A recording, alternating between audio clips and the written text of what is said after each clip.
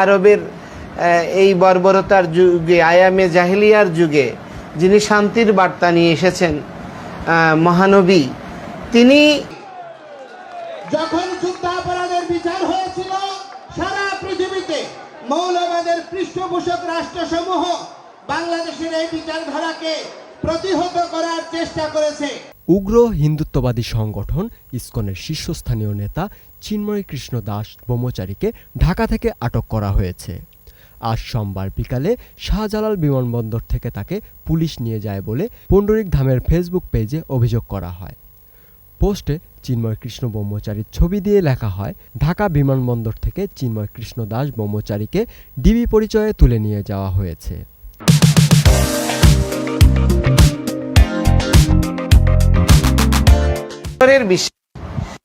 এবং একটা বিষয় হচ্ছে, আমরা কোনো প্রাণী যেখানে হত্যা করি না, খাই না, সেখানে তো শুকর তো বহু দূরের কথা।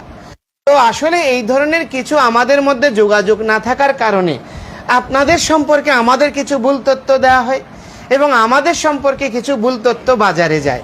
এই জন্য আমি আপনাদের মাধ্যমে অনুরোধ করব পরিশেষে, যে আমরা আজকে আমাদের প্রধান উপদেষ্টা বলেছেন যে সংখ্যালঘু পরিচয় দেবেন না। দেখেন, আমাদের বাঁচার জন্য সংখ্যালঘু পরিচয়টা দিতে হয়, কারণ চিন্ময়কে হেফাজতে নিয়ে যাওয়ার কথা নিশ্চিত করেছেন ঢাকা মহানগর গোয়েন্দা পুলিশের অতিরিক্ত কমিশনার রেজাউল করিম মল্লিক। তিনি বলেন, একটি অভিযোগের রিকুইজিশনের ভিত্তিতে তাকে আটক করা হয়েছে।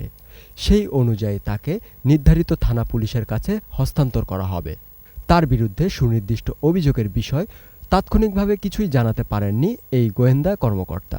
ছিলেন উনি আমার স্বদেশী, আমার প্রতিবেশী। আমি ওনাকে বলেছিলাম যে দেখেন, যে এটা একটা ভূ রাজনীতির ফুটবল খেলার মাঠ হয়েছে। রাজনৈতিক দল বলেন, যত আমরা প্রতিষ্ঠান আছি, আমরা হলাম ফুটবল, আর হচ্ছে এই ভূ রাজনৈতিক উপনিবেশবাদীরা হচ্ছে খেলোয়াড়। তো এখন এই খেলোয়াড়রা খেলার জন্য তো উপাদান লাগবে, বল না থাকলে তো খেলা হবে না।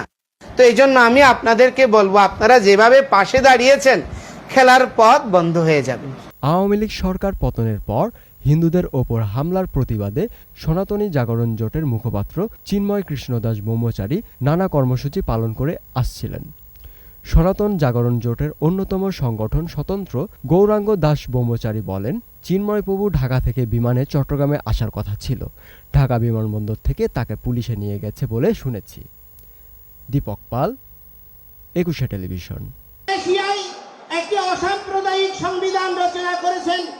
সেই ৭২-এর সংবিধান ধর্মনিরপেক্ষতা, গণতন্ত্র, সমাজতন্ত্র এবং জাতীয়তাবাদের ভিত্তিতে প্রতিষ্ঠিত।